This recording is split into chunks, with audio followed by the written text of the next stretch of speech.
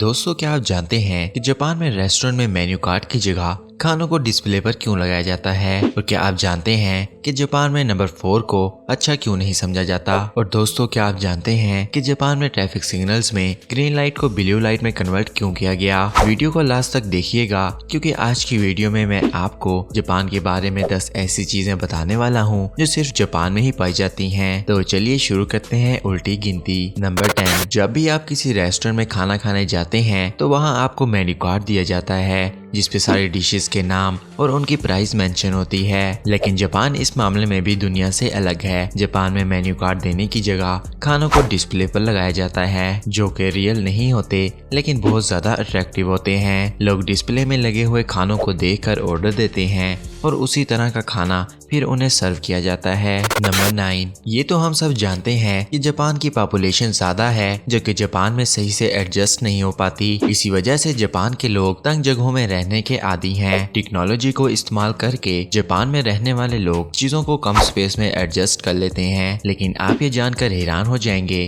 कि जापान में वाटरमेलन गोल शेप का नहीं बल्कि बॉक्स की शेप का होता है। दरअसल इस स्क्वायर शेप के पीछे भी एक कहानी है। सन 1978 में एक जापानी ग्राफिक डिजाइनर ने स्क्वायर शेप का तरबूज बना के सबको हैरान कर दिया। उसके बाद लोगों ने एक खास किस्म के बॉक्स में तरबूज को उगाना शुरू कर दिया, जिसे फ्रिज में रखने में भी आसानी होती थी और एक जगह से दूसरी जगह भी आसानी से भेजा जा सकता था। उसके बाद लोगों ने हार्ट शेप का वाटरमेलन भी उगाना शुरू कर दिया। नंबर 8। दोस्तों, ये तो आप जानते होंगे कि खाना खाते वक्त मुंह से आवाज निकालने को बुरा माना जाता है। इनफैक्ट पाकिस्तान और इंडिया में खाना खाते वक्त या चाय पीते वक्त मुंह से आवाजें निकालने वाले को जाहिल समझा जाता है। लेकिन जापान में ऐसा नहीं होता, बल्कि अगर आप जापान में खाना खाते वक्त मुंह से आवाज नहीं निकालते तो शेफ को लगता है कि आपको खाना पसंद नहीं आया, इसलिए आपको रेस्टोरेंट में जापानीज लोग खाना खाते हुए मुंह से आवाज निकालते हुए नजर आएंगे। नंबर 7। दोस्तों, आपको जानकर हैरत होगी कि जापान में नंबर 4 को अच्छा नहीं समझा जाता, बल्कि जापान के कल्चर में नंबर 4 को अनलकी नंबर समझा जाता है।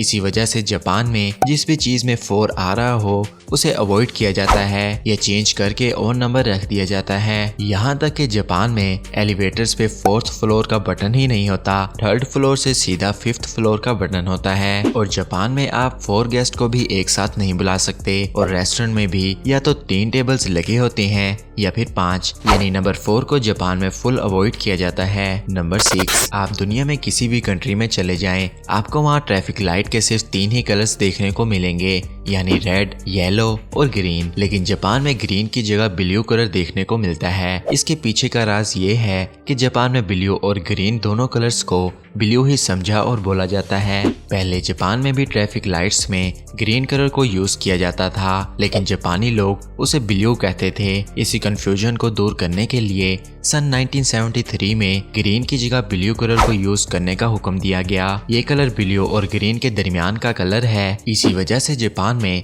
ब्लू कलर की ट्रैफिक लाइट्स पाई जाती हैं। नंबर 5। दोस्तों, आप वेंडिंग मशीन के बारे में तो जानते होंगे, जिसमें पैसे डालकर आप कोई भी चीज खरीद सकते हैं। पाकिस्तान और इंडिया में वेंडिंग मशीन नॉर्मली एयरपोर्ट्स और सुपरमार्ट वगैरह में पाई जाती हैं, लेकिन जापान में आपको रोड के किनारे पे वेंडिंग मशीन देखने को मिल जाएंगी। और हैरत की बात तो ये है कि इन वेंडिंग मशीन से आप जरूरत की सारी चीजें खरीद सकते हैं। इन वेंडिंग मशीन से आप क्लोथ्स, सब्जियां, मेकअप का सामान भी खरीद सकते हैं। क्योंकि जापान के लोग हार्ड वर्किंग होते हैं, इसलिए उनका टाइम वेस्ट होने से बचाने के लिए इस तरह की वेंडिंग मशीन को रोड्स पर ही लगाया जाता है, ताकि जापानी लोग मार्केट जाके अपना टाइम वेस्ट ना करें। नंबर 4। दोस्तों, कंप्यूटर चलाते हुए आप कीबोर्ड्स का इस्तेमाल तो करते ही होंगे, जो यकीनन इस शेप का होता है, लेकिन जापान में इस तरह के गोल कीबोर्ड भी पाए जाते हैं। इस तरह के कीबोर्ड्स दूसरे कीबोर्ड से ज्यादा कंफर्टेबल और इजी टू यूज होते हैं। इस तरह के कीबोर्ड जापान में ही देखने को मिलते हैं। नंबर 3। दोस्तों, जापान रकबे के लिहाज से छोटा मुल्क है, लेकिन इसकी पॉपुलेशन बहुत ज्यादा है और जापान को दुनिया के सबसे ज्यादा तरक्की याफ्ता ममालिक में शुमार किया जाता है। इसीलिए जापान में हर दूसरे इंसान के पास अपनी कार मौजूद होती है, लेकिन जगह ना होने की वजह से कार को पार्क करने का बहुत ज्यादा इशू था। इसीलिए जापान गवर्नमेंट ने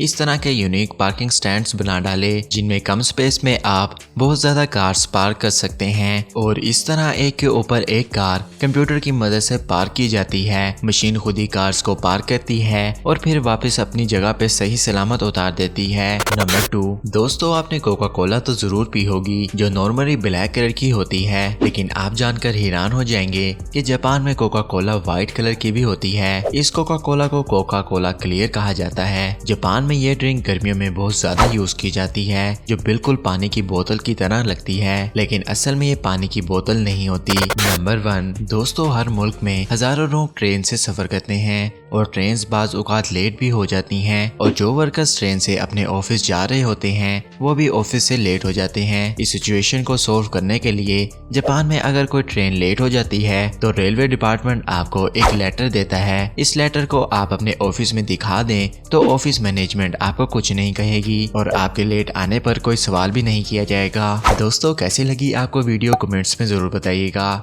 इस तरह की मजीद वीडियोस देखने के लिए अदरीस टीवी को सब्सक्राइब कर लें। मिलते हैं न्यू वीडियो में, मुझे दीजिए इजाजत।